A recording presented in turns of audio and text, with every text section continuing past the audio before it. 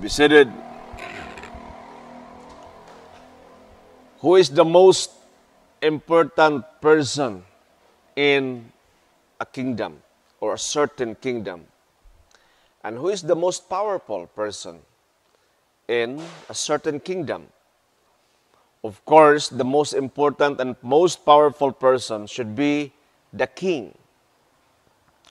And Jesus said, in my kingdom or in God's kingdom, it's like finding a treasure or finding a pearl that once you find it, you will go and sell everything you have just to have that or acquire or purchase that treasure or that pearl or that land. The same sa atong kinabuhi. When we found Jesus, we gave up everything. Literally, our possession, our family, our children, of course, family, our business, everything, just for the sake of Jesus. Have we done that already?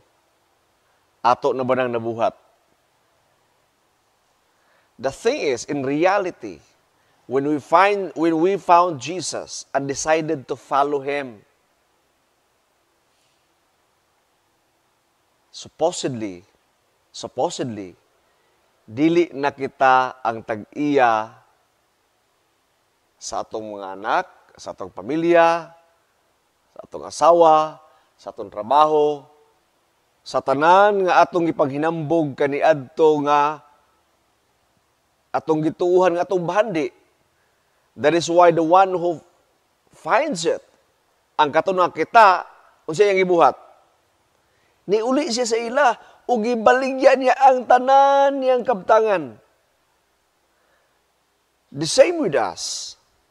When we found Jesus, supposedly, dili na kita ang tag-iya sa tanan natong mga kabtangan.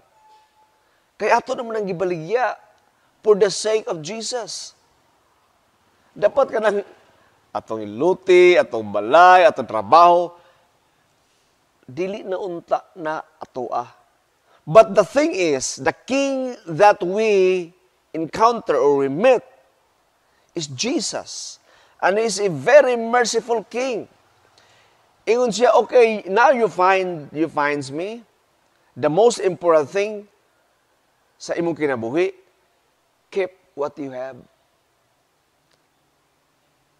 Kanang naani mo karon, iya gyapon ang gihatag, gisalig gyapon sa to. Of course, our family. Of course, our work. But in reality, dili na gid na ato kung tinud-anay gitang Kristohanon kay once upon a time, when we decided to walk with Jesus, ato na gid nang gibaligya. Tungod kay nakakita natang mas dako ug mas importante nga bahandi nga mao si Ginoong Hesukristo. Amen.